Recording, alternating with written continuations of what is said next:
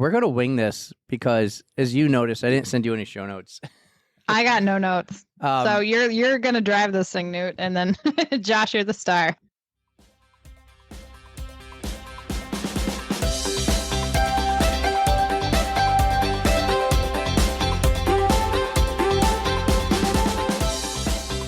What's going on, everybody, and welcome to episode 20 of the On the Runs podcast. We are coming to you separately again. Yes, thank you. Remotely. I feel like I haven't seen you actually at my house in quite a while. No, we've really gotten good at this remote thing, and it seems to be working out now that we got the mics. It is raining outside at my house. I'm home alone. Are you home alone? Where's Maisie? Well, I'm in the spare bedroom again. I shut the cats out, but Brandon's home. He's downstairs. All right. Well, listen, everybody. It's going to be a quick intro here because we got these time constraints. Let's talk about this for a quick second. Our buddy Josh from an earlier episode, Wicked Smart Zone, he just did a triathlon, and we were like, hey, man, we got to fit some time in for a little quick interview. We got a couple other ones we already done, but they're a little long where we want to put out on the next cycle. Could you do 20 minutes? He's like, yeah, I can come and give you a quick 20-minute interview about the triathlon. And then what happened, Erica? How long did we go? Yeah, buckle in, people. You're in for another hour-plus episode. We couldn't stop talking. So we planned this to talk about his triathlon that he's been training for 8 weeks. It's been pretty epic. Mm-hmm. And then right after his triathlon, we're like, congratulations, man. We got to get you on. He gets an email, and the email's pretty epic. He and about 13 other Wicked Smart Zoners went to the New York Peloton studios and rode with Matt. And man, am I jealous and envious, but they did it right. They brought the right people.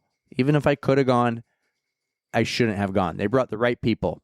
Oh, yeah. They represented. They got all the... Well, I should let Josh explain who they brought and their thought process, but...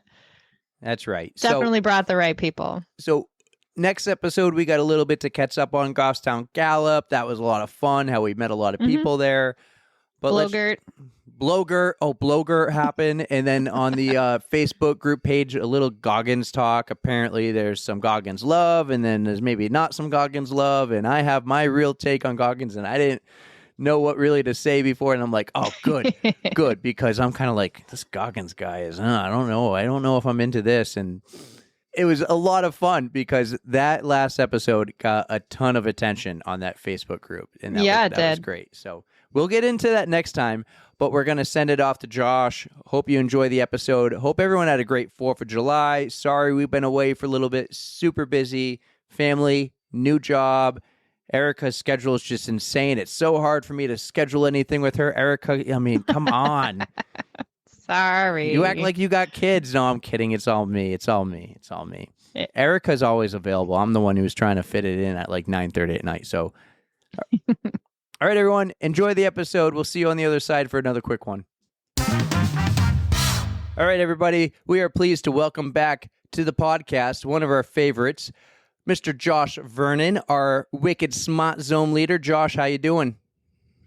Doing great, man. Didn't expect to be back this soon, but there's a reason behind that, so I'm glad to be here again. We're very happy to have you back, so welcome, and let's get into it. I don't think we were expecting it either, but you've been quite busy lately, and we're pretty excited and want to hear about it. So let's, real quick, how have you been in the past, what is it, maybe 90, 100 days, 3 months? How you been? Been great. Never better, according to my Strava progress.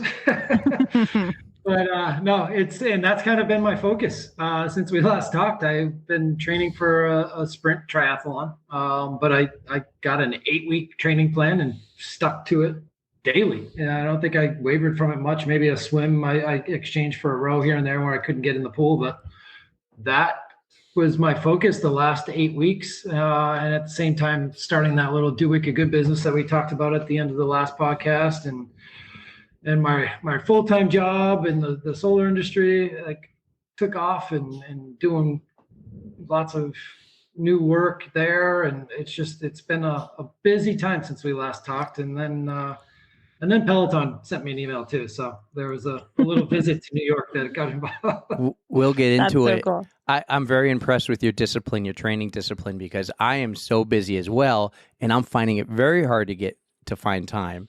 And with kids and work and a new job and everything, and you are growing, do Wicked Good, and you're running the Wicked Smart Zone team as well as with a few other leaders that are helping you. But you seem to stick to it with your training. You had that race in mind, and that sometimes just like pulls the trigger like game time. I got to go every day. I got this run, this bike, this swim. I got to do it. I got to do the run off the bike. I can't skip anything. And you seem to stick to that. I did. And I think the whole do wicked good mentality of the company starts off with the don't just do good, do wicked good mentality. And it's funny that we're having this conversation tonight because last night I did week 3, ride 3, the 60-minute PZE with Wilpers at like 10:45 at night to get it in under the buzzer for platinum. And in that ride, I stole a quote from him. He said, you may lose motivation, but if you keep your discipline, you'll be good.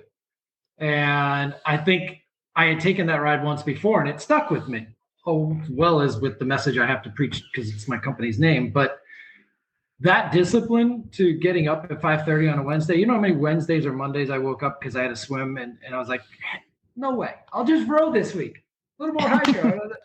But I got up and went to the damn pool. And then when I was done, it felt amazing. And I had to remember that every time I got up and didn't want to go, that like, it's 40 minutes, it's 45 minutes in the pool, tops. And I can do this workout. I've already done it and I'm getting better at it and I'm getting stronger. So I can do this. And then I'll grab some munchkins for my daughter and bribe her to get out of bed in time for the school bus when I come home. And that worked every day. She didn't miss the school bus once when I swam that morning. Donuts and munchkins work for me and my daughter all the time too. It's like, hey, if you get up now, we'll grab Dunkin' Donuts on the way to school, right out of bed and gets dressed.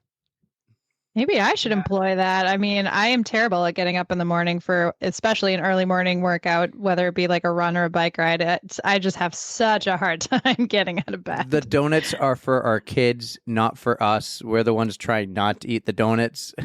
Oh, I need those donuts. Nope, that's me. There were a couple mornings I bought myself a donut, but actually I'd say 70% of the time it was just her munchkins and I got a coffee instead of like a home brew. There's that discipline again. The discipline. Nice job. Right before my first ever half Ironman, there was a Dunkin' Donuts right at the beach swim that was open.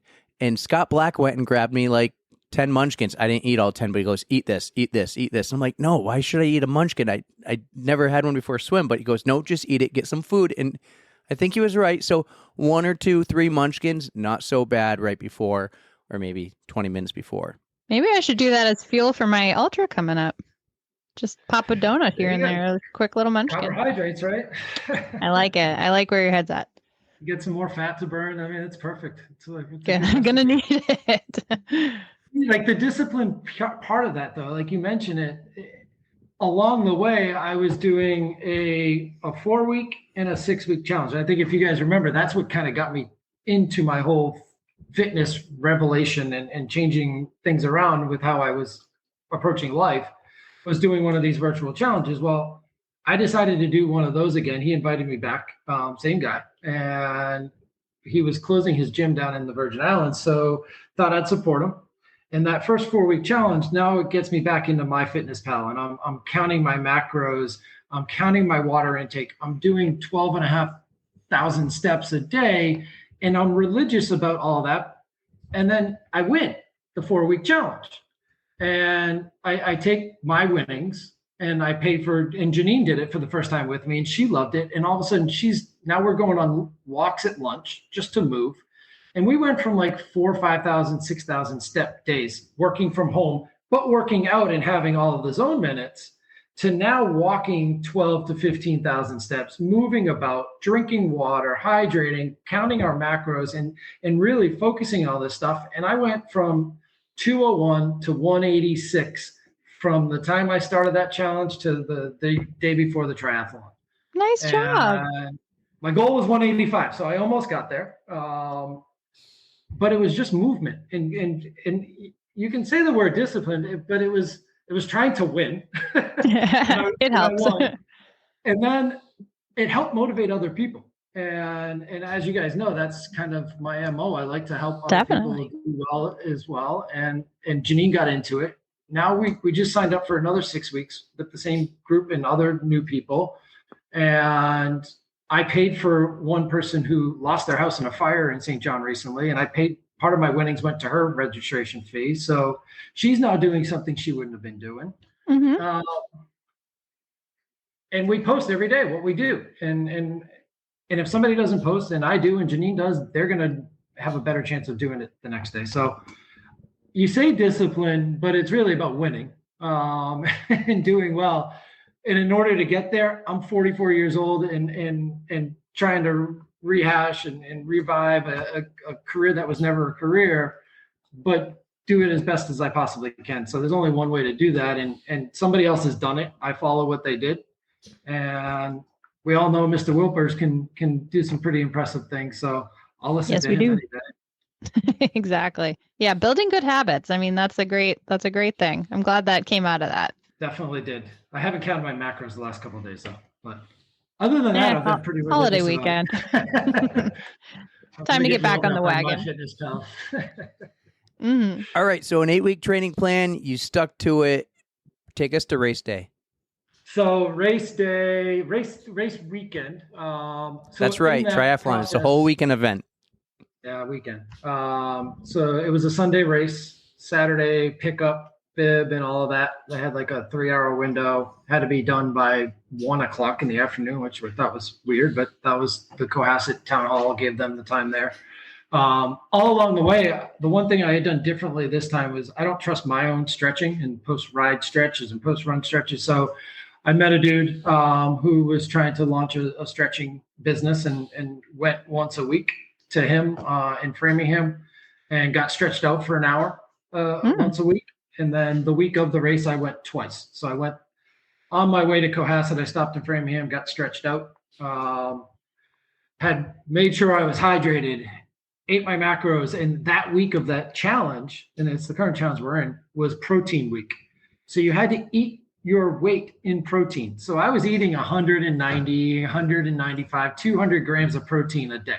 And I swear he came up with this internal challenge within the challenge because he knew I was doing this race and he wanted to like test how it would work on me. Oh, wow. So my protein intake went up and my macros weren't the 50, 30, 20 that I had been shooting for. It was more like 40, 25, 35 protein. So the protein percentage went way up.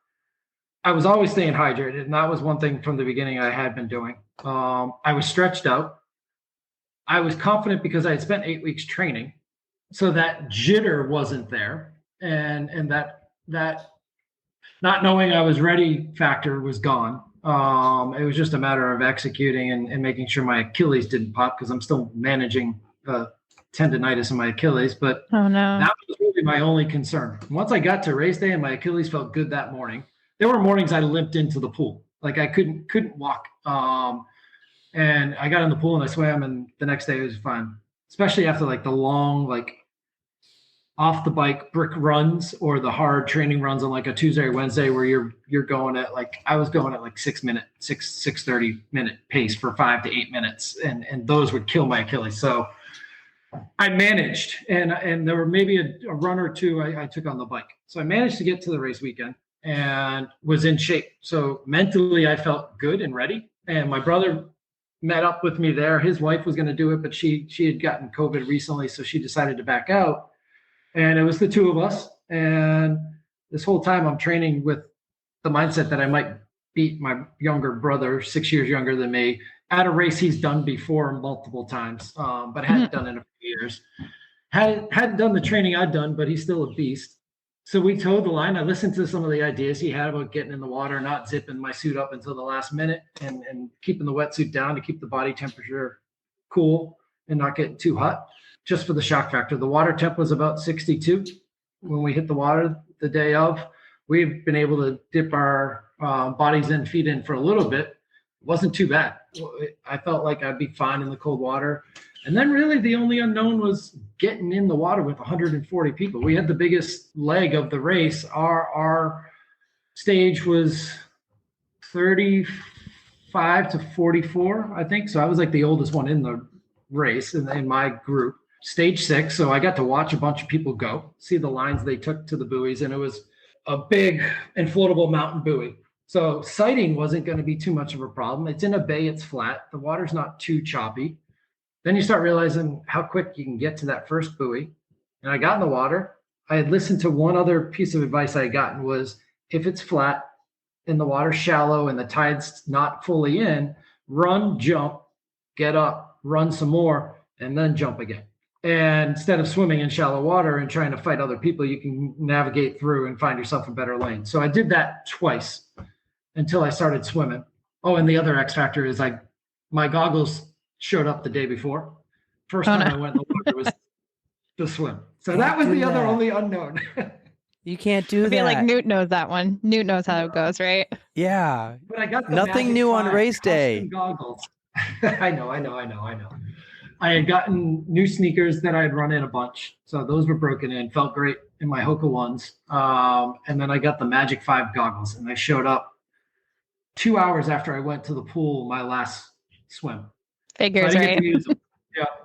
Yeah. But they're those custom goggles. If you don't know what they are, you get your phone, they take you to a website and an app and you scan your face. Oh, interesting. And it literally gets custom built and sent to you. And all these Olympic athletes have used them and other triathletes that I follow on the gram and stuff use them. And I was like, all right, I'll give this a shot. It wasn't that expensive. And I want to do that. That's actually really cool.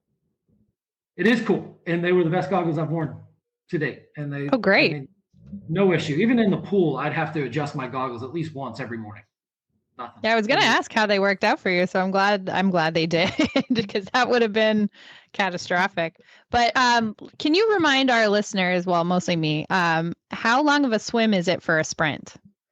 So it's about a quarter mile. They adjust so a sprint can be anywhere from a quarter mile to a little longer than a quarter mile, depending on the race itself. Is one thing I've learned. This one was I think just over a quarter mile, around a quarter mile. Yeah, I think they're typically around 500 yards.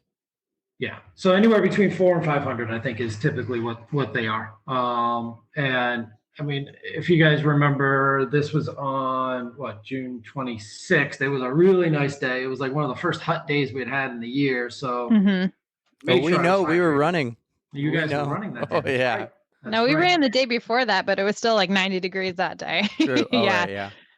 It was the day. Yeah, that's right. It was the day of the BAA 10K, which I couldn't do. I had done the 5K, couldn't do all three because I had a triathlon to do instead of the second leg of the trifecta. So the day I saw there were warnings going out for the people doing the BAA 10K that morning about heat and hydration and things like that. So, but it was early enough. I think my leg of the swim eventually went in around 8:15 in the morning. So then you start your clock about an hour now, let's say roughly an hour and a half from there. So 8:15, 9:45 on the coast. It's not 95 like it is inland. It's probably 81, 82 in the morning by the time we got in. But you've been standing. I got to the lot about 6:30 in the morning, start setting up my gear. So I've been there for an hour and 45 minutes by the time I get in the water to actively go. And so I'm not warming up like some of these professionals that you see out there with their aero caps and riding their bikes and going zoomies up and down, waiting to get ready to get in the water. But I was warm. I felt ready to go. And I knew I wasn't going to try and run into the water to be the first one to the first buoy. And I just had to remind myself to breathe, get in the water, find a lane, take my beating and get kicked and punched and all those things. And if there was one thing going into that race, it was the swim. How would I do in the open water? I've only been in the open water once in my wetsuit, but I did it and felt good about it.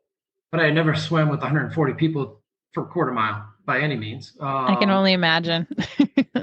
Swimming a quarter mile in a pool without taking a break was a good feat. But those wetsuits are impressive. I mean, they definitely keep you up and make you faster. Awesome.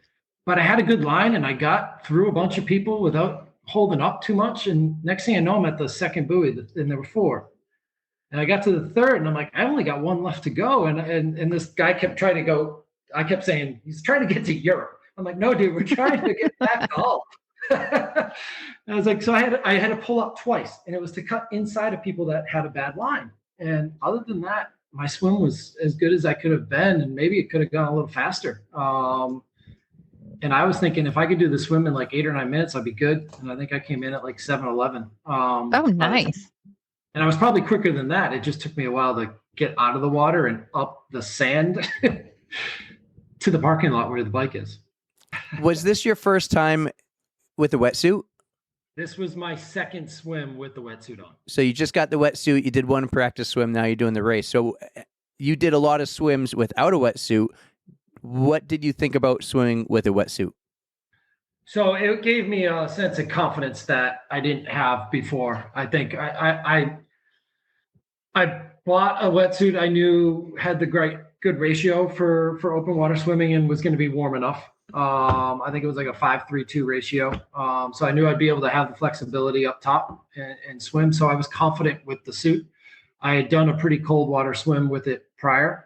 With Cece, she took me out to a pond near her in Stowe and got through that swim. And I just, again, I was confident because I was ready. I would have liked to have swam a few more times in open water, but that factor was just like, I knew how to breathe swimming in water again. And like everything before this training was short swimming in a pool. Like, oh wait, I got to blow bubbles out in the water. Like it was that simple to me. Like as long as I had that down, and then you get in the open water and you're barely even doing that because you're breathing every 2 strokes. It's like, screw this looking good and stroking 5 swings and then breathe. No, just keep breathing and stay at the same pace. And the wetsuit was, I mean, as good as could be. Synergy wetsuits, another one I took a shot on and loved it. Great company, showed up on time, and the wetsuit was awesome. And it came off quick too. How'd it come off? By yourself, or did you have a wetsuit stripper? No, so I asked my brother if there were strippers at this event because I've been listening to the Scott. I was like, no strippers at the Cohasset Triathlon. It's a well-done event, but there are no strippers. So I was probably one of the last ones to get it off coming out of the water because my Velcro got stuck. I got the zipper down right away, but the Velcro stuck. So then I got to my bike and got it off pretty quickly. It was my longest transition. I could probably cut a minute off of that first transition. But I also looked at my Fitbit and I was at like 175, 70, 178 heart rate after. Holy cow, man. I was going. Wow. So I was going. My heart rate was boom, ready to go. It was in race mode. So I was taxed after that swim, getting up into the parking lot and then got on the bike. And the good thing about Cohasset is the first part of the bike is a downhill.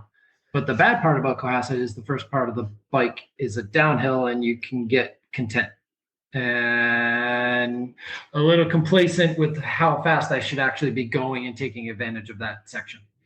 All right. So tell us about the bike then. How far is the bike in your sprint triathlon? Because I know every sprint's a little different. Yeah. So I thought it was going to be about 14 miles. And I think it ended up being just over 12 and a half, somewhere around there. If I look at my times and divide and do the math, I think it was around 12 and a half, 12.4. So that was the other problem with my bike is I'm like, I got to 7 miles. I'm like, I got halfway to go, not knowing I had 5 miles to go. It should be pushing harder in certain sections. So I feel I could have cut 5 to 8 minutes, possibly 10 off of my bike time. My brother beat me by 5. And I've been riding religiously, 700 rides religiously on the Peloton. Congratulations. Just over Can't wait to hear about that coming up soon. And I felt the strongest about my bike. But the one thing I switched in my training for this 8-week training program that I had found was to do it heart rate based because it was easy for a worldwide training program to be done that way and not on Power Zone. So I trusted the process. And I feel like I wasn't as strong as I could have been. I think for a long distance race, I would have been perfectly fine. But for a shorter sprint race, I wasn't as ready as I could have been. Did you take any time the day before to like drive the course or check out the run course and the bike course? So I'm sure you guys are aware because you've done races. There's that YouTube dude or YouTube channel where they do the races. right? So I watched the YouTube race, but it was from like 7 or 8 years ago. And he's talking about potholes that don't exist anymore. And so I watched that, but how much are you really watching it? And then I drove a little bit of the course, but I didn't drive the specific course. Yeah, I like the day before to get out there and drive the course, even if it's just part of it. Like if I know one part's flat, but I want to check out the hills on the second half, like I did for Timberman, I'll drive that, and then I'll kind of have visual reminders of what's ahead and what's coming in my mind when I'm out there on race day. And then I also kind of like get the miles down. Like you can be like, oh, it's not 14, it's 12.7, you know? Yeah. Things you learn, right? Yeah. From the first to the second. So, I mean, you've done it before. Your mindset immediately from the time you finish to like minutes after the race, you're already talking and analyzing the moments that you could fix and get better, and how can I go faster? And it's not like, oh honey, I said I wouldn't do that again, like Scott promised so many times, and we all promised not to do these things over and over again. I went right into analysis mode, and it was, how can the bike just stuck out. I mean, I thought I'd have a certain time on the bike, and I finished at 41 minutes. I was like, no, what is that? All right, I got room to improve there. Well, I also want to know how much did you get outside on the bike? How often were you riding your bike outdoors versus riding the Peloton at home? Again, not a lot. And the reason being, a lot of it had to do with, I wanted to keep my wife sane, because she gets scared every time I go out on my bike, first off. Just do what Scott does. Second off, don't tell her. Exactly, I could do that. But then the repercussions come. The second part of it was, I really wanted to control my training. And I don't have the bike computers. I don't have the power pedals. I don't have the technology on my bike to be able to do the riding outside that I would like to do. So I relied on the Peloton and the heart rate training, and still taking power zone rides along the way to really focus on where I was supposed to be in the training. And a lot of it was warm up, but then interval training, where like if I'm outside on my bike, I don't want to be watching 5 minutes sprinting in zone 4, zone 5, and then having to come down and things like that. So it's hard enough to ride outside, but when you're doing interval training and things like that, so I stuck inside more than I probably should have. I probably rode outside 4 or 5 times, and that probably equaled an hour and a half total. Well, I think riding inside is a great tool, and I absolutely get stronger by riding inside and doing power zone training. But when I trained for the Ironmans I did, I would make sure I was outside 1 or 2 times a week. An easy ride would be outside. My long ride would be outside, because my long ride, again, is like 4 hours plus. But my hard ride would always be inside. And you don't have stop signs or downhills to make it easier, and you're just doing what Matt tells you to on Power Zone if you follow Matt's plan or Power Zone Pack. And I feel like that is a great tool to get stronger. But at the same time, I ride on a triathlon bike, but the fitting on a tri bike is different than the Peloton, and you can try to match it and get close, but it's still not the same. So you got to be flexible to ride those tri bikes too. So I mean, that whole hip flexibility and everything is different. I try and simulate on the Peloton as much as possible the aero position, but like you said, it's tough. Possible. It's tough. It's not easy, especially because you can just hang back and sometimes listen during your little zone 2 or zone 1 recoveries, and you get out of the position. But when you're riding outside, you're always in it. Now, not everyone has a tri bike, but when you do like me, you really need to get maybe out there twice a week. So when you're doing a 112-mile Ironman bike ride, you're used to the position. In a 14-mile race, I don't think it really plays a huge factor. But yeah, I was just curious of what you did for training, indoor, outdoor. Indoor is definitely a very productive tool, but it's nice to get outside and just see the countryside. It is, and I think the training gets you ready for the ups and downs. And right, you're going to have what would end up being your zone 2 heart rate, where you're going 26 miles an hour down a hill or 30 miles an hour down a hill. And then you got to immediately be able to get out of your saddle and go. What I ended up starting to do outside at the end of the race, when I realized we're starting to get close, I can hear Michael Bernier, the Enjoy Your Life guy, at the start line. I got to get out of my saddle and start passing people on these uphills. And that's where that Peloton training and my Power Zone training came in, because I was able late in the bike portion of a short race, but going hard, was able to get out of the saddle and make a lot of ground back up towards the end of the bike. Erica, I just see a bunch of nodding, Erica. What's going on through your head? I can't contribute to the bike part, guys. I'm sorry. We're almost to your part. And I was sitting there with Eric saying, so when are we signing up for the next one? Because I know he and I have been talking about that. But I can't wait. I need to sign up for one. For sure. I'll come be a cheerleader for you guys, 100%. So here we go, Erica. There's a good segue for Janine. Yes. There's an epic photo at this event from the professional photographer for the Cohasset Tri, who caught a picture of my wife in her cell phone staring at the water. Mm-hmm. I was already out and on my bike. And she was still waiting for me to come out of the water. Oh, no. So my parents already have the picture of me with her in the background of me going long past, and she's still there. And it's this great photo. And then we looked at her Fitbit after the race. Her Fitbit almost mimicked my heart rate. Really? She didn't know where I was, and the water was the. Oh no, she panicked. Oh no. So I think she finally saw me. My parents told her they saw me, but she didn't see me leave on the bike. She didn't see me until I got off the bike and went out for the run. Oh, wow. First time. But you could, I think she earned like 30 or 40 zone minutes watching a triathlon. That's impressive, actually. And all she did was walk from one end of the beach to the other. And it's the first time she's ever been a spectator. She's normally the one running races, and she'll run a lot of races, but she'll run them. She isn't trying to win them or compete, but this is the first time she's been a spectator. And then she found out when I checked in to get my bib on Saturday that there could be relay teams. She's like, why didn't you tell me this? And I was like, well, I didn't really think about it, or really didn't know, but she's volunteering to be the runner for any relay team. So I know you run too. So she needs a swimmer and a bike, but she'll run and just so she doesn't have to watch or wait for me. So if there's anyone out there who's a swimmer or a biker and wants to try a relay, Janine is looking for a team. There we go. Just so she doesn't have to wait and watch.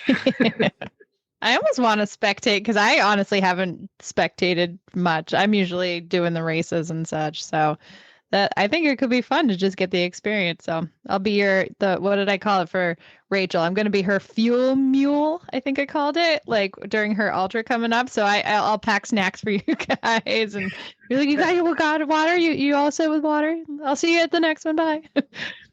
That's water. I could use water. So I think the biggest mistake I made coming off the bike, going into the run, quick transition, right? Out of your shoes. I didn't wear socks, listened to a whole bunch of people there. So I trained in no socks at the end the last couple of weeks, was ready for that. Got out of my bike, kept my helmet on until my bike was racked, thanks to a lot of the other things that you guys had talked about and listened to. So I felt prepared for transitions and all that. And I got out of that transition in just over a minute. So I felt good, bike to run. Nice. But then that brick factor definitely hits you. Your legs are, and you can train all you want for those bricks, but man, and the heat and everything else, what I forgot to do was take that last couple swigs of my noon Gatorade. And so I went from the bike transition, probably just before the bike transition, whenever I had my last swig coming in, to just after mile 1 without any water. And there was a suggestion review email that came out, and that was the only suggestion I made to Bill, the guy who runs the triathlon. I was like, an earlier water station on the run. And that was my own fault. I'm sure you weren't the only one who didn't think about it. Like you just want to go. So there must be other people who forewent having some fuel while you're transitioning. There was water bottles along the road, right? You always see empty water bottles. So that was one thing I noticed. And I think the other aspect, that the mental aspect of the race, and I don't know, and I think you might have talked to Scott about this too. And actually, I know you have, because you didn't know what place he was in one of those races where he was like in 5th, or is he in 4th, and he didn't know, and he's racing back and forth with that one guy. You don't know what place you're in. You don't know where you are. You don't know if that person passing you is a relay racer. You don't know if that, I mean, so now all of a sudden I got some 24-year-olds passing me. Well, come to find out that 24-year-old did it in 58 minutes and won the whole thing. But you start getting people flying by you, but you don't know where they're coming from. Mm-hmm. And when they started and things like that. So it's tough that way because you're not racing against the person in front of you, but you're trying to get in front of them. And that's all. Mm-hmm. That's how I was like, I just want to get in front of the next person. And I did that coming in on the run, which felt good. But yeah, as you continue to do this and grow and do your next one that, might be a little longer, and then you get in, if you ever think that you're going to get into the Ironmans, you'll just realize, race your own race. Got to race my own race, stay within the heart zones, know where I'm at, stay up on your nutrition, and you might even have a checklist on you somewhere and be like, okay, I got to drink at this mile or eat at that mile. You'll learn with every race, but you just got to remember you're racing your own race, because like that 24-year-old kid's going to fly in front of you and you're like, no way is that going to happen. I'm going to stay with you. And then you kill yourself. You blow the engine. In my mind, I'm racing my own race. I'm racing just myself. Yeah. And I'd say even in the sprint, you got to do it. But like you said, you've got 5K left to go. So I think that 5K left to go mentality is what got me through that first mile, because I was done. I was like, I can walk here. And no, you can't. You just trained for this. There's no.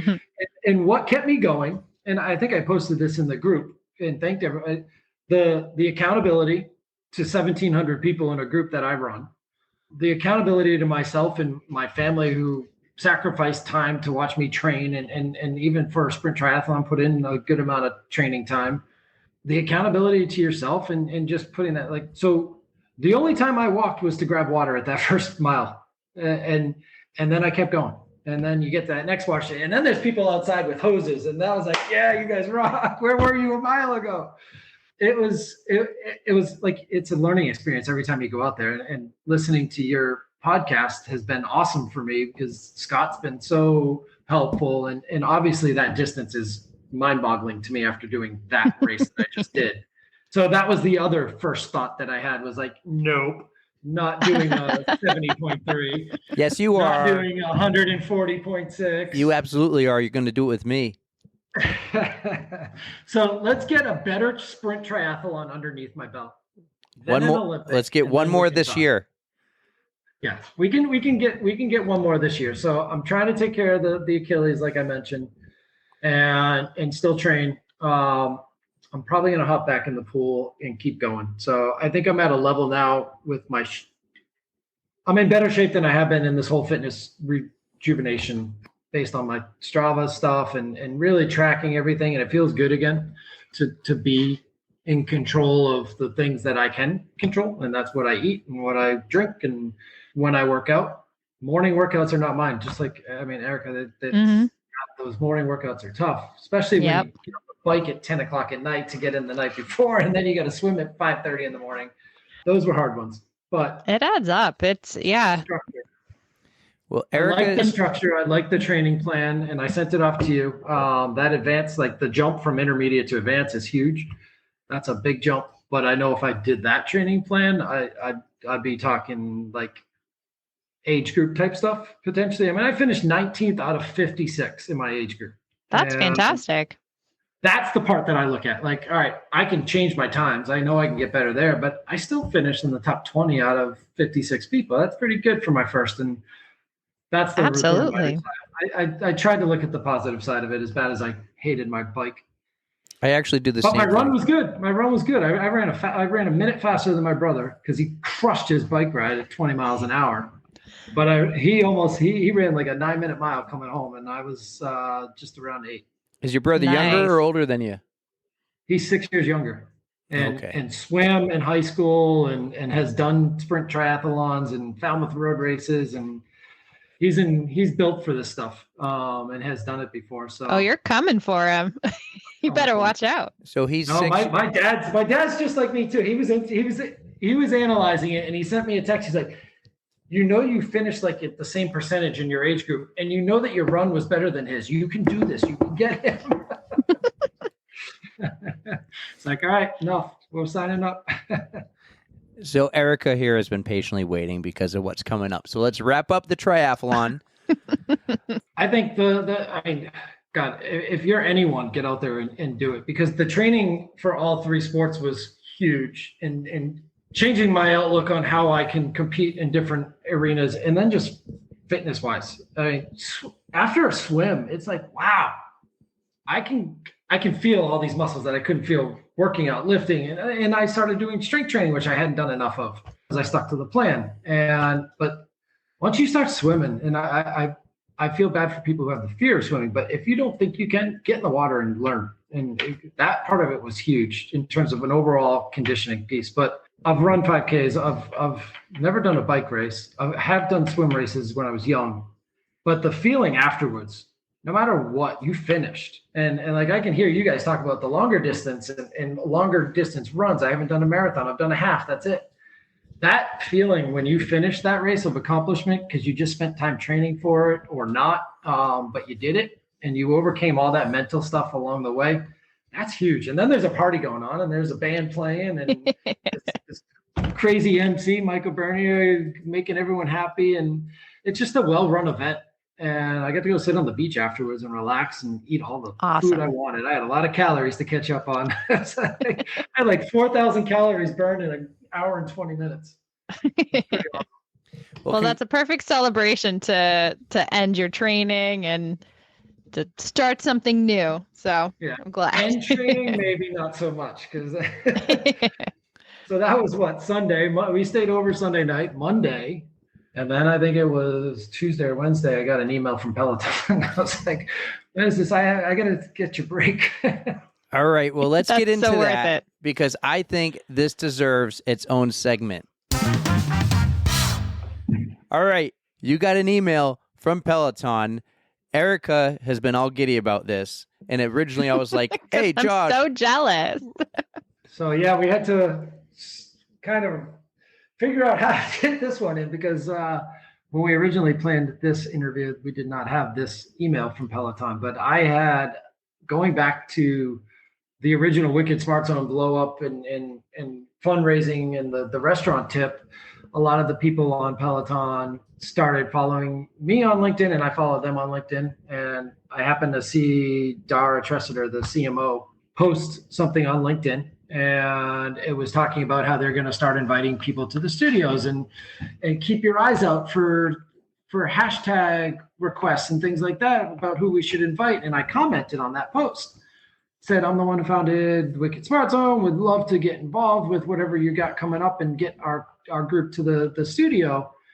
And I was like, all right, whatever. I hardly ever use LinkedIn, but I follow it enough to keep track of what's going on in my day job and elsewhere. You get the alert that someone viewed your profile. And I had a view profile from somebody who worked at Peloton. I was like, all right, friend requested her. I don't know if she ever accepted it or not. It wasn't Dara, but it was a higher up at Peloton who handles community events type stuff. Well, 6 days later, a couple of days after the triathlon, I got an email early in the morning, woke up, and it says Peloton London Studios live ride. And I was like, oh God, I'm not going to London. And I started reading the email. She just hadn't changed the subject. I personally was invited to come to Peloton, New York for Matt Wilper's first ever post-COVID in-person studio ride, a 30-minute PZ. And I was like, I don't care if it's 15 minutes, 20 minutes, 30 minutes. I would have done the same thing. Like once I got over the London factor and now we're in New York and it's Friday, July 1st. So I have like a week and a half. And then I read and it's like, and would like you to bring 12 of your Wicked Smart Zone members. Nice. So now I have a job to do and I have 1,688 people I'm going to piss off by not inviting. I remember seeing you post something that's saying, hey, just want to reach out there and see who is available to get together on July 1st. And I'm like, it was my last day at my job, actually. And right. You were a no anyways. I was a no, but I was like, whatever he's doing has got to be epic. And I'm missing out again because I missed out on the baseball game. But I wasn't You're not expecting the it to be only this. one that thought it was going to be epic, because that post had more interaction and more views and more likes and comments than any other Wicked Smart Zone post in the history. So everyone knew something was up. So come to be, that email that I got that morning was from the girl who saw my comment and looked at my LinkedIn profile. So this was like 6 days in the works of her internally in Peloton saying, we need to invite these Wicked Smart Zone people that we keep hearing about, yada, yada, yada. So she viewed my profile after seeing my comment on LinkedIn, and all these people all over Power Zone Pack and Peloton Original Group, they're all asking, like, how did this group get involved? And I was like, I haven't shared that to anyone other than the group. But that was how, because they could have picked anyone, Peloton dads. I don't know how but I followed them. I pushed for Wicked Smart Zone, and they invited us. So I had to come up with a way to invite people. And naturally, the safest way and the most appropriate way, this first invitation, was all of our team leads from the challenges. So that was pretty quick decision Janine and I made. That encompassed a whole bunch of people right there. And then Cece, who's going to be a future lead and a natural born killer as a leader of the group. And Joe Costa was one of the original people that helped me get it started and spread the word when we were only a couple days old, who also knows Matt Wilpers. Oh, really? He used to ride back when there was 20 people in the studio, and you actually spent time with the riders, and like he's gone outside. So Joe was a natural fit. And then I think it came down to one or two people that we had to fill the room for, because Dave Jelly wasn't sure if he could make it or not. And I put the poll up asking who your favorite rider was, and knowing that when people got wind of what I was doing Friday and start looking at the schedule, all of a sudden you could see the vote start to sway clearly to Matt Wilpers. And I was going to say Matt Wilpers is going to win that poll. I was going to say it was overwhelming. He won that poll. So when everyone figured out Friday, July 1st, what's going on in Peloton, Wilpers' numbers went through the roof, including all those Dennis Morton fans in the group. Still voted because everyone wanted to get in on this live ride opportunity. Now, no one knew what it was actually at that point still. And then Jelly said he could get in. He finally figured out a way to contact work, and he got in. So I was like, oh, we only have one spot left. And we did some math and figured out there were 40 people that had done every challenge. And of those 40 people, we randomly picked a name, and it was Ashley Nash. And it just worked out well that it was Ashley too, because she's had so much back and forth with Wilpers when she was doing her 20-mile 3-state road race. That's right. Yep. Eastern states. That's so cool. Yeah. So the Ashman Ash comments and things like that. So it was like, this is awesome.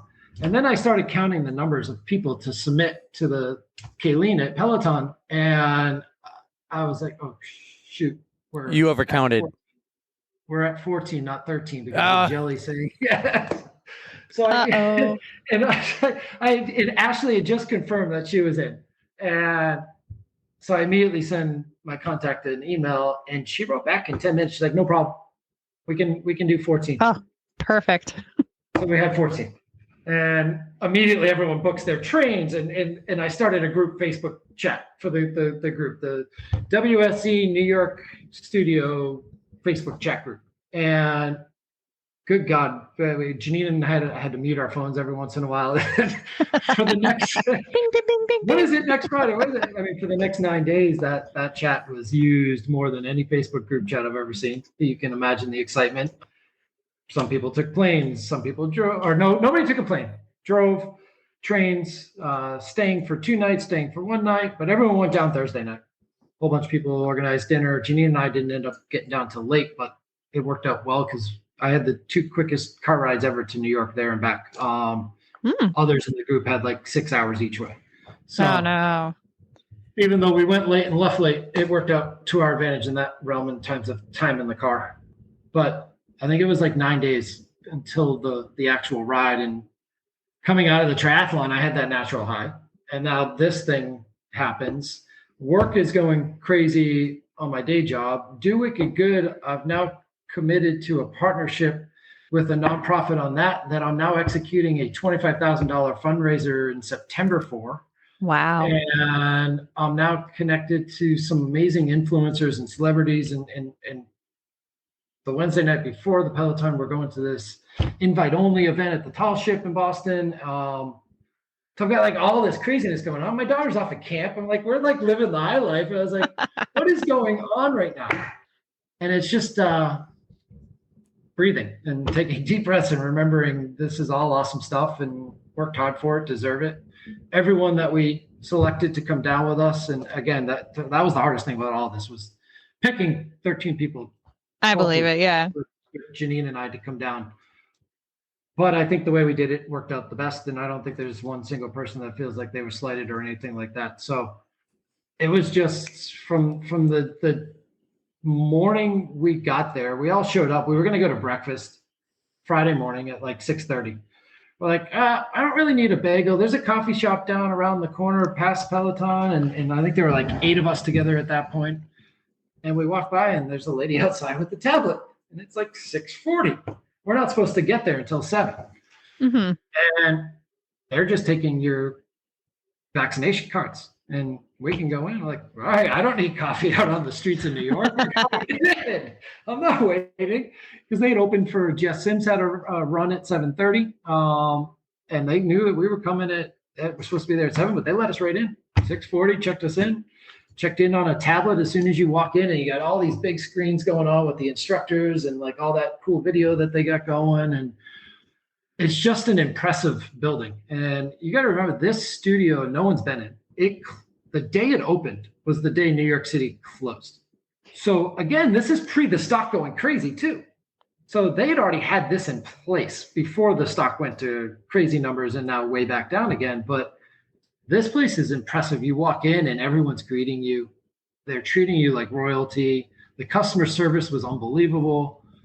Shoe rental guys were amazing. The locker rooms are unbelievable. No, there's guys working in the bathroom in case you need extra towels or anything like that. Studios all over the place. I think there's like 6 or 7 studios. Go figure. Matt Wilpers gets Studio 1. I compare that. We got center court at Wimbledon. That's the way I was looking at it. He's number 1. He deserves it. Right? So there's like 3 levels that you got to walk up, and we're there an hour and 15 minutes before. And I think they're like at 6 or at 7:30 for the 8 o'clock ride, we'll let you in the studios. So we had a good 45 minutes just chilling. They've got energy coffee drinks. They've got yogurts. They've got gluten-free cookies. They've got this whole spread. They've got gift bags for every one of us to take after the ride. Some people took it before the ride. They've got their New York Studio Peloton store right there that you can shop in. Everyone's walking around taking pictures with the Peloton stuff and just like group photos and just like the vibe, and everyone who worked there. There was a girl that had worked there for 2 days and she had like the coolest job of handing out all the goodies and stuff. And it was just an awesome customer service experience that I didn't think about going into. And then you get there and you're like, this is what they are and who they've always talked about being. And to see it up front, outside of doing the ride with Wilpers and being in the studio, that whole experience, I would absolutely recommend for anyone to do just because of that. That's so cool. It's on my list. Hopefully I'll get a chance to go in, but we'll see. So Josh, you were queuing up a milestone. How many rides were you at before you found out that you were going to the studio? Because I know you wanted to have that in-studio milestone. So how many rides did you have to cram in before you went on this trip? So I think when I got the email, I was at 684. So I had 9 days to do 15 rides to get to. That's not terrible with warm-ups and cool downs and. Right. So actually, I didn't have to do anything outside of my norm, except the one. I think the last 3 rides I did were a 5-minute warm-up, a 10-minute climb ride, which I swore I was going to treat as a warm-up, but then nope. And then when you start seeing, like when you do a non-PZE ride or PZ ride and it tells you the resistance and stuff that you're supposed to be at, it's like, I can't be at the bottom side of that. No way. So I did a 10-minute Christine climb ride, thinking I'd do Christine and that would keep me from wanting to do it. Nope. So I did a full boat 10-minute climb ride the night before and then a 5-minute cool down. So my last 3 rides were like the only out of the norm setup. And before I left, I had $6.99, and it said you're ready for your 700th ride to head to New York. So Perfection. I might be a little crazy here, but I like to now throw in the 10-minute climb rides after a Power Zone ride. Might be a little crazy, but it's helped me for the outdoors. I think I need to do more of it.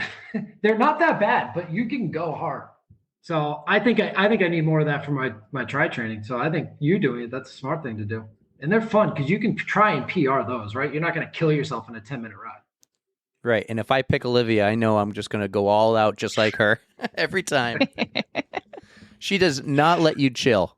No, she doesn't. There's so many amazing instructors. That's the other part of this whole thing. Is like the access to these athletes and these people that we have. Like, they're so cool. They're so awesome at what they do. And they've just become so bigger than life over the last year and a half, 2 years, but they're still not. Like, most of them all of them are still the exact same human being. They want to train and help coach. So literally, when we finally get in the studio, one of the first things Matt says after his big Instagram intro and all that is, this is why I did this job. This is why I do this job, to have people here that I can see and coach and train. And it's like, I've gotten used to it virtually, but that's not what I came here for to Peloton. It was to have people in the studio. And that was like that ding, ding moment. It's like, that's it. I mean, he gets it. And I know a lot of them do, and most of them do. And that's the fun part. Like, for me, once you get into Power Zone training, and you guys are in it now, that whole mentality is where I think Peloton needs to hold on to and capture more of. And that community is holding still strong after the going back to work movement has happened too, right? So I think there are fewer people that have stopped Power Zone training than there are people that did whatever rides and weren't training for a purpose. All right, so let's get to the entrance. Is it the first time you see him? When he comes in with the hat on backwards, he's doing the Instagram live. He gives the luckiest person in that entire studio a high five. I was so jealous of her. That was so epic. And then he comes down, and you're right there, front row to his left. Tell us about the experience with Matt, because I am envious and jealous. I can't wait to meet the guy someday and take his class. I think he's the absolute best. Eric, did you take it live? Were you at work or? I was at work. Oh my God. Oh, I took it live. I made sure. I'm like, I'm coming in a little bit late today, but that was so cool to experience it kind of alongside you guys, but we want to hear your take for sure. If it was 6 a.m., I would have been there. You're experiencing what? How early did you get on? Like, you got? Oh, I was on before the cameras turned on. So I was there for the whole intro, all that good stuff. So there's more before that too, right? So you guys I caught the pre-show. I caught the pre-show. I didn't actually look at his Instagram until after, but the whole Peloton thing. He didn't post it until after. Oh, either. okay. So he's like, it was normally live or whatever, but he didn't post that one until later. Okay. But he came in the room 10 to 12 minutes somewhere, I think, maybe 15 minutes before the ride starts. I think it was just inside 15. So before it even goes on live for anybody to join on the bike. I'm already jealous. We had him for like 5 or 6 minutes, and there's a lot of banter and back and forth. And, that's and that great. whole intro of him coming in and giving Misty a high five and going around the whole room. And Misty, I envy you. Every person. I mean, yeah, Misty. Misty, can I touch your hand? Has she washed it? You think she's washed it? I'm just kidding. It can be on Matt's story and then it's gone, but he posted it, so it's there. Yeah, it's gonna excellent. It's there forever for Misty and the beginning Instagram. Like, and what he says, and I don't know if you can hear him at the end, but he's like, "That's gonna like blow up Instagram, that video." And what he didn't realize is that it wasn't going live. But it did well. And then he came around and he high-fived everyone, and people were getting pictures, and like they tell you no flash photography and things like that. And I'm like, I'm wearing my bike kit. I'm like, I'm bringing my phone in with me. I can throw it in my bike. I'm good. Even if they ask me to put it away. But once you start riding, you don't need your phone. Trust me, you don't want it. But all leading up to it, I had my phone out and it caught some really cool moments. Other people caught moments of him high-fiving me. And then he walks by and somebody had it on video and he says, "Oh man, love the kit. Really cool outfit." And like, I mean, love the fact that I wore the Wicked Smart Zone Primal kit. he was just, and he knew a few people in the room. And one lady had taken a red eye from California overnight, gotten there that morning. She was getting on a flight going back that night. Oh my gosh. What? Crazy stuff. And then he knows Joe, as I mentioned, and in the ride, there's an epic quote when he gets to Joe's 1100th milestone, I think it was. And he said, "It's been like watching a little flower grow up." So you can imagine in the Peloton Dads group, which Joe is pretty close with a bunch of, he got some good ribbings and from some of his longtime Peloton riders. But the man is as cool as you would expect him to be, as genuine, as real as, and just the energy, man. I mean, I don't even know how many zone minutes I had before the ride even started, but it was, you're just pedaling. You log in, the screens are tiny. You don't have your power zone bar. So everyone's worried about, they don't know what zones they're in. I'm like, I need to know two numbers. The middle of zone 2 and the middle of zone 3. I can get those. I got them in my head. That's all you have to know for a power zone ride and power zone endurance. So I knew where I needed to be, but is the bike calibrated? How does that feel? The room's hot, even though there's fans. Yeah. 40 people in the room riding. Dude, there would be a pool underneath me by the end of the ride. It was as sweaty as I've been on a Peloton and power zone endurance ride for sure. One of the sweatiest I've been on a Peloton ride, period. And for a 30 PZE, you're going. So you know why he sweats. And that's when he's in the room by himself. Add 39 people to that. It's hot in there. The bike is definitely tougher than my bike at home. And most people said the same thing. Most people weren't riding in what were there supposed to be zones. Most people were lower. I had people that could see my screen. I'm like, "Oh my God, you're riding so high. Your numbers are crazy." I'm like, I'm 6'2". I should be putting up numbers like this. I'm just, and it's a 30-minute ride. And I was still in that triathlon training method. I was like, I can do this for 29 minutes, 28 minutes. Like, it hurt afterwards. That was the hardest ride I've done for 30 PZ for sure. But you have all that adrenaline, all that energy. So you're trying not to. I got out of the saddle every time he asked to get out of the saddle. You're going to do every single thing he says. My posture was the best it's ever been. I made sure I looked good. Janine said to me afterwards, she's like, "Man, you're pretty straight when you ride." She's like, "Now I realize how much I sway and stuff that I got to work on." I was like, "Matt told me to stay straight." And he's just a good coach and a good human being and a good person to ride with. And we almost got him to come out for a cup of coffee, but he had to run to a 9:30 Zoom. But man, the shout outs were flying. I feel bad for anyone who rides live, not in the studio for a studio live ride, because he hit everyone, even people without milestones for the most part in the live ride. So Karen Lincoln got her first shout out ever, which was awesome. So psyched about that. And it was just, I mean, an unbelievable experience. The energy, I mean, you guys have taken the ride, right? Like the energy, then you get the naysayers on Peloton. Like, I've actually not taken the ride yet. So you haven't taken it? No, and you know what I'm going to do to honor you guys? I'm going to take it already. Hold on. Well, I've been trying to fit in the Power Zone ones as well as the running, but to honor you guys, I'm going to take the ride with no fan. That would sweat like they sweat. In fact, when I get to go to the Peloton studio, I might have to do a couple training rides without a fan just so I don't blow up in the studio. So I have been doing a little bit of that for my triathlon training too, knowing that it was going to be a little warmer or not having the humidity. So I didn't use my dehumidifier in the basement. I didn't use my fan for a couple of rides. But man, that's hard when you're pushing. So I want to, for 30 minutes. I want to throw an audible in here. Is your wife home? No. I would want her to come on right now and give me her take on it. That would have been fun, but no big deal. So she was the first one that said Wicked Smart Zone Group is crazy idea, and then has then been nothing but appreciative and supportive ever since it took off. And I come up with these crazy ideas, and she's like, "No way!" But she got behind this when it took off, and she stood behind it.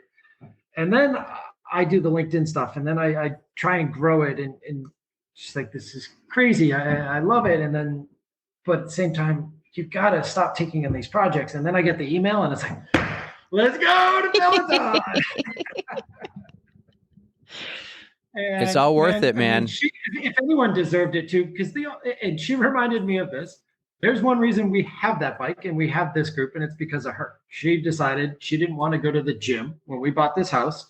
She didn't want to spend time going to the gym as much as she used to. And my daughter was going to be here full time, and we needed more time at home. So she bought the Peloton bike, and we got it like the week the shutdown happened. Like we were one of the last deliveries before things got crazy. She rode it from the end of March until October 24th when I first got on it that year. I hadn't done it yet. I was that fake Peloton workout is what I used to say, and she used to always give me shit for, and still does. I saw the picture she posted of like your first ride, and now your 700th. My first ride, Tune Day, 45-minute hit in arms or something like that. Yeah, not a Tune Day. Not the way to start. I had like I'm a guy who's working out again with my long sleeve compression shirt on. And it was like I look at it and I laugh. My hat's on backwards. That picture is hilarious. Yeah, that was me doing that fake workout that she used to do. So this group doesn't happen. This interview doesn't happen. We all don't know each other if it wasn't for her buying the Peloton. So I am going to give her all the credit she is due before I get in trouble again after another podcast where I don't give her the credit she's due. We love you, Janine. So what we asked everyone to do, and Janine came up with this idea right before we went down, we asked everyone to give us their why. Why Peloton and what it's done for them, why Power Zone and why Wicked Smart Zone and what it's done. And we created a book that we and you can see in the team photo, Matt's holding a pamphlet. So everyone in the group. That's what that is? Oh my gosh. 13 letters that we delivered to Matt. I think one of them were two people, Mel and Darren did one page for the two of them total. We had 13 letters and then a cover photo that Janine created, and we made a book that we handed to him. That is awesome. A bunch of Do Wicked Good stuff, Wicked Smart Zone stuff. We gave them a whole bunch of Gus grips, and some On the Run stickers were in that Do Wicked Good bag. Yes. Nice. Erica was just saying the other day we ran a race. She goes, we need to send, because we just sent stickers to Neil in Florida. She goes, we need to send a bunch to just the Peloton studio. Send it to the studio. And I'm like, absolutely. Let's just put attention, Matt and Bex and Olivia and everybody else. But for Matt and Bex, 100%. And then tell them to spread the love. Oh, thank you so much for giving them some stickers, man. Everyone can use the stickers. There were some Wicked Smart Zone stickers. I didn't have any Do Wicked Good. I threw some On the Runs in there. Perfect. And we gave them the Do Wicked Good bag. We all now I want to know. Oh man, sorry to interrupt you. Now I want to know what he thought, when he opens his packet one day and sees the On the Run sticker with the toilet paper. It's a smorgasbord of stuff to begin with. I know, but I'm trying to picture, him going through this stuff and then seeing the toilet paper with On the Run. He's going to cry first. He's going to cry from all those wonderful letters that you guys wrote him. And then he's going to laugh at our sticker and then be like, you guys are so cool. So people were wondering, like, is he going to read these? I was like, this is the stuff he loves. And well, he would, absolutely. He doesn't have to go through emails and DMs and Instagram comments and things like that. It's right there. Mm-hmm. And if I were him, I would eat that up. I think he jumped on an airplane like later that day in perfect time to open the letters and read them. Yeah, he was off to Georgia, I think, or first thing the next morning. To Atlanta, his hometown. So welcome to Atlanta where the players play, something like that. Well, you'll have to teach him how to do trail running, apparently. He fell. I think he's better at that than I am. I shot the CMO, Dara, the one who started this whole thing. I shot her a DM. And they were all down in New Orleans for a big fundraiser event that a bunch of the Peloton instructors were a part of this weekend. And she wrote right back to me. And I just wrote to thank her for involving the Wicked Smart Zone and allowing our community to be in the first Power Zone ride since COVID, and ask her if she ever could spare some extra time. I would love to get on a Zoom call with her or something. And she wrote back saying, thank you for being a member. Thanks for being an awesome community member. And I would love to chat. Here's my email. We'll set it up. Very cool. So my email has been sent, Dara. When you listen to On the Runs religiously, make sure you read that email and get back to me for that Zoom call. We're rooting for you, Dara. Come on. That's cool. It was just an awesome weekend, and New York City's getting a lot nicer too. It's I cool city to visit again. I think there's a whole bunch of definitely some cool tourist stuff. The whole High Line walking area and running area down by the Chelsea Piers and stuff. It's just a neat experience. Glad to get in and out. Definitely a much nicer piece of New York than I remember. Yeah, it's nice that the city's back open. My sister just moved back there. She works in this gigantic building for HBO. It has like this big deck on top. They call it the Edge. And she's just like really happy to be back in the city too. Across the street from Peloton Studios. Perfect. So when I go to visit Hannah, a dedicated listener to the podcast, when I go to visit you, I'm going to plan a ride with Matt or run with Bex or ride with Olivia. And she's on Peloton. She got a shout out too. You might have heard it. To Cody. Oh my God. Cody gave her 2 shout outs in a span of 3 minutes, and it was epic. I still got the audio. I'm gonna play Hannah's reaction is better than like probably the shout out was. For those of you who didn't hear, I'm gonna play it at the end of this episode. I'm gonna play Hannah's shout outs. They were epic. And she was going crazy. I still haven't gotten the real shout out yet. How does one go about getting in one of these live studio rides now that they're slowly opening? So I think they definitely sent out a survey to some people. The rest of the people in our group, outside of the one lady from California, were all within like New York, New Jersey, Connecticut, tri-state area. She was a Wicked Smart Zoner though, right? The Cali girl? So there was one girl from Massachusetts who was not part of Wicked Smart Zone that was in the studio. But I believe she's not part of Wicked Smart. She must have been the one wearing the yellow shirt because everyone else had the white. No, that was Cece, wasn't it? That was Cece in the yellow shirt. So you guys represented. I created that tank top for Cece by request because we have our Wicked Smart Zone shop online, and Cece wanted, because she's coming back from full knee replacement, she wanted a platinum tank top. So I had just made that for her a couple of weeks ago, and she bought one for her and Sid. And she's like, there's no way. We got the email. We planned this. She's like, there's no way it's coming in time. So in the meantime, we ordered 14 tank tops and also 15, one for Matt as well, from our buddy Brian Giggy out at Soundscape Merchandise. And we got those like last minute tank tops for the post-ride picture. Well, then everyone wanted to wear it for the ride. And Cece got the notification that her shirt was out for delivery and it was going to be there in time. She's like, I can't not wear this. And then she got the bike that is on she was the most. Front and center. I loved it. She earned it. She deserves it. And go be you. I mean, if anything says her, it's loud and in charge. And she's an amazing human being. And she earned every bit of being in that studio. Most people wouldn't have been able to get on a bike by now. So Cece is a huge inspiration. I follow her posts all the time, and I am so proud of her between coming back from the knee replacements or the knee surgeries, and she's had like huge weight loss too, and she's just a rock star. So Cece, keep doing what you're doing. You are amazing. Just an unbelievable experience. Still on a high from it, and you should be. Live it up. Everything just keeps going well, and you know what? I'm just going to keep running with it. You're doing really well, my man. Very proud of you. Very excited to see what's to come. Once again, Josh, thank you so much for coming on the show again. We love hearing from you and hearing all the wicked, awesome stuff that you're doing.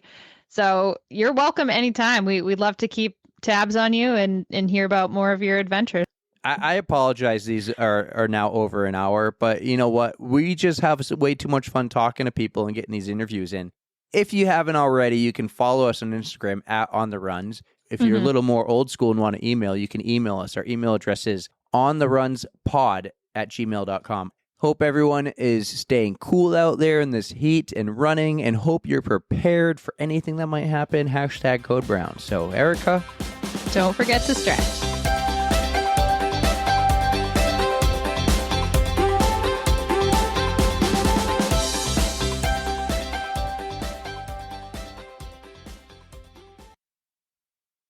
No, so I asked my brother if there were strippers at this event because I've been listening to the Scott. I was like, no strippers at the Cohasset Triathlon. It's a well-done event, but there are no strippers.